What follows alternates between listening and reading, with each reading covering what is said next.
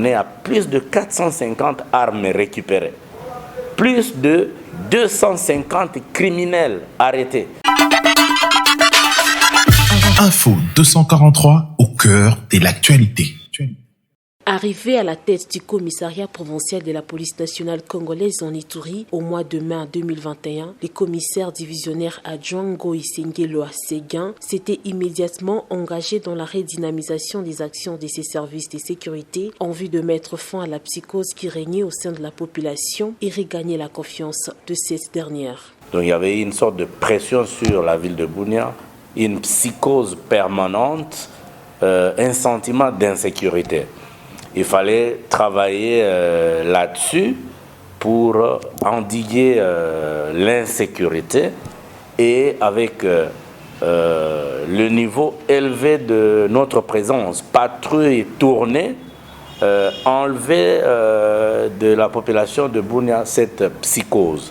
Dans cette province sous état de siège, le commissariat provincial de la police nationale congolaise a été renforcé en effectifs et moyens logistiques, en appui qui a permis de mener à bien sa mission en Ituri, avec comme résultat le démantèlement de plusieurs réseaux criminels, explique le patron de la PNC Ituri. Pendant toute la période, depuis notre arrivée jusqu'à aujourd'hui, on est à plus de 450 armes récupérées, plus de 250 criminels arrêtés. Et dans ces criminels-là, vous avez des gens qui appartiennent à des groupes armés qui viennent chercher à vivre à Bunia. Dans la foulée, le numéro 1 de la PNC Ituri appelle la population de la province en général et celle de Bunia en particulier à continuer de faire confiance aux agents de l'ordre, surtout en cette période de fin d'année. Que la population se tranquillise. Leur police est là, nous sommes à leur entière disposition. Nous n'avons pas un autre travail que de sécuriser la population, que d'apporter la quiétude dans les esprits de la population. Disons-le, le service de défense et sécurité, sous les commandements du lieutenant-général Luboya Kashamadjoni, qui exécute à la lettre les instructions du chef de l'État, Félix Antoine Tshisekedi Tshilombo, travaille d'arrache-pied depuis l'instauration de l'état de siège pour éradiquer l'insécurité et restaurer l'autorité de l'État en Ituri. En ces jours, de nombreuses avancées significatives et palpables dans le cadre de l'amélioration de la situation sécuritaire sont à mettre à l'air actif. La nomination de deux fils de l'Ituri au sein de l'état-major général de l'armée par le chef de l'État congolais et commandant suprême de FARDC suscite de l'espoir pour la pacification de cette province. Ainsi, les groupes armés doivent saisir cette occasion pour déposer les armes en vue du retour de la paix, si l'ensemble de la province a dit. Prince Fala, président de la Ligue de jeunes de l'UDPS en Ituri. Pour nous, c'est un ouf de soulagement de la part de la population de voir les dignes fils de la province de l'Ituri accéder dans l'appareil sécuritaire de la République démocratique du Congo. Pour nous, nous accordons les bénéfices du rétablissement de la paix à cette nomination. Nous déclarons clairement que le chef de l'État a un amour particulier avec la province de l'Ituri, raison pour laquelle il est en train de fournir beaucoup d'efforts dans le rétablissement de la paix, dans la nomination des dignes fils de la province de l'Ituri, dans la gestion du pays.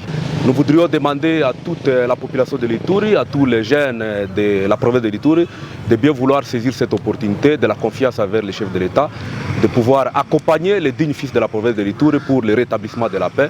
Parce que nous pensons que le fait de nommer les Ituriens, on sait de l'appareil sécuritaire de la province de l'Ituri, c'est aussi une façon de dire aux Ituriens de déposer les armes, de dire aux Ituriens d'être concernés par le rétablissement de la paix dans la province de l'Ituri. Par ailleurs, le représentant de la Ligue de jeunes de l'UDPS en Ituri menace de traduire en justice toute personne qui chercherait à ternir l'image des autorités militaires ou civiles légalement établies par des propos désobligeants.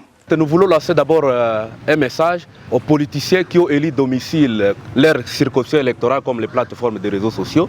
Nous voulons les mettre à garde contre toute menace, contre toute diabolisation qu'ils sont en train de mener de part et d'autre contre les autorités établies par l'État congolais, établis par les chefs de l'État, les représentants personnels du chef de l'État dans des provinces, dans des territoires.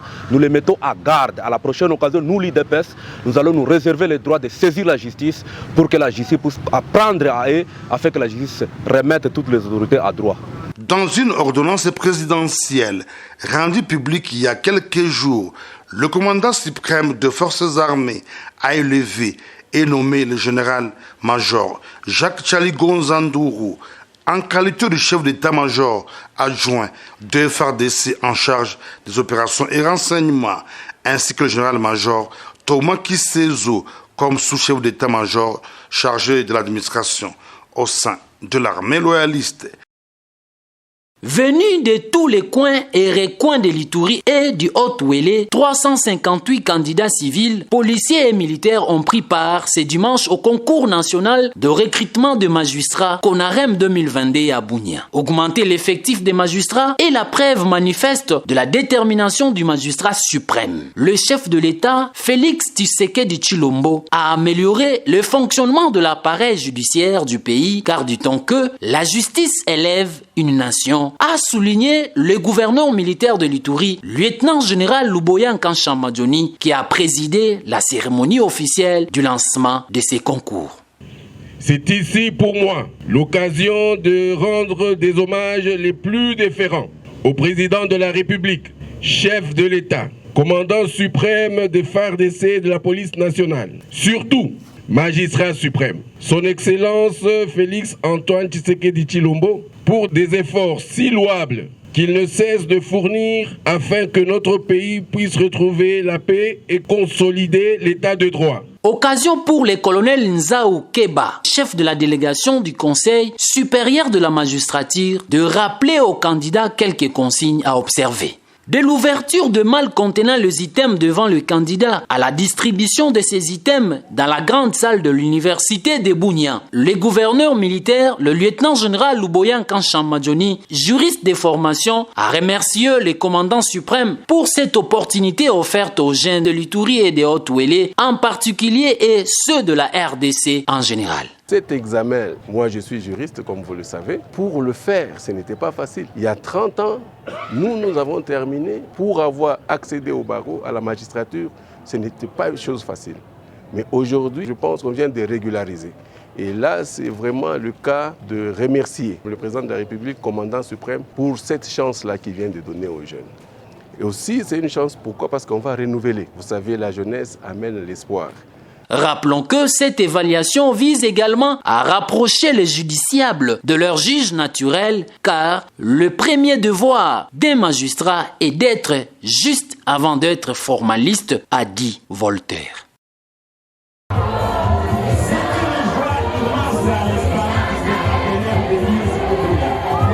Ils sont au total 488 nouveaux diplômés lancés sur le marché d'emploi en Ituri par l'Institut supérieur pédagogique ISP Bunia. Ces lauréats ont été formés dans différentes filières qu'organise cette institution d'enseignement supérieur qui a procédé à la clôture de l'année académique 2021-2022 et à la collation des grades académiques le vendredi 7 octobre.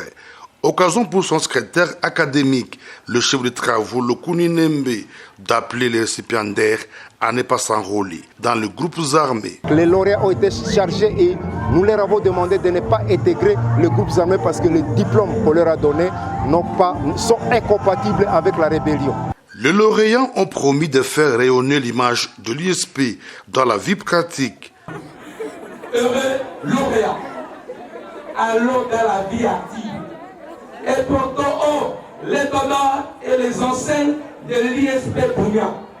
N'allons pas nous retrouver dans les groupes armés. Ce n'est pas notre place, les amis. Au nom du gouverneur de province, le vice-gouverneur, le commissaire divisionnaire, Alonga Boni Benjamin, a félicité les enseignants tout comme les étudiants pour l'aboutissement aéré de cette année académique qui témoigne la paix instaurée pendant l'état de siège. Au corps enseignant, je tiens à vous féliciter au nom de son excellence de gouverneur de province que je représente pour l'abnégation avec laquelle vous avez fait montre. D'ailleurs, les résultats parlent d'eux-mêmes. Aux heureux lauréats, vous avez non seulement honoré l'ISP, vous avez honoré les enseignants, vous avez honoré les parents et vous avez honoré votre personne. Notons que l'USP Bunia est la première institution d'enseignement supérieur en République démocratique du Congo à respecter scrupuleusement la date prévue pour la clôture de l'année académique à la grande satisfaction de lauréats.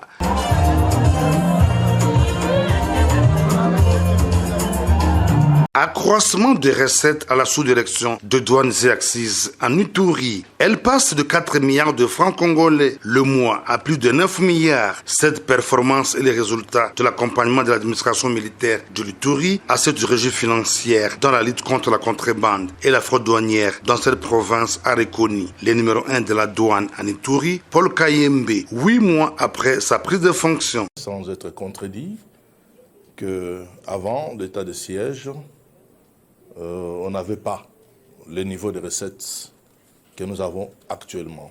De tous les bureaux qui composent la sous-direction de l'Ituri, on pouvait réaliser mensuellement à peine 4 milliards à 5 milliards de francs donc le mois. Et aujourd'hui, depuis notre prise de fonction, avec l'accompagnement des autorités de l'état de siège, nous sommes arrivés à frôler les 10 milliards. Donc, encourager cet état de siège-là parce que pour nous, en ce qui nous concerne, ça nous est d'un grand appui. À ces chevronnés de la douane d'appeler les opérateurs économiques de l'Ituri à la culture fiscale et aux agents à la prise de conscience pour la maximisation des recettes au compte du trésor public. La fraude s'est installée comme une règle et le paiement des droits devient une exception. Donc nous vivons dans une circonstance où la culture fiscale est la plus moindre possible et que nous nous battons pour que nous puissions relever le niveau de cette culture-là. L'Ituri étant une province où la fraude bat son plein, la directrice générale de la DGDA, Jeanne Kawanda, a dernièrement révoqué 3 agents de cette régie financière affectés au poste douanier d'Ombaï en territoire d'Aru pour détournement de deniers publics, une façon pour elle d'appliquer à la lettre la tolérance zéro prônée par le président de la République, Félix Antoine Tshisekedi Tshilombo, au sein des services publics de l'État. L'amélioration du traitement du personnel de la DGDA reste son cheval de bataille.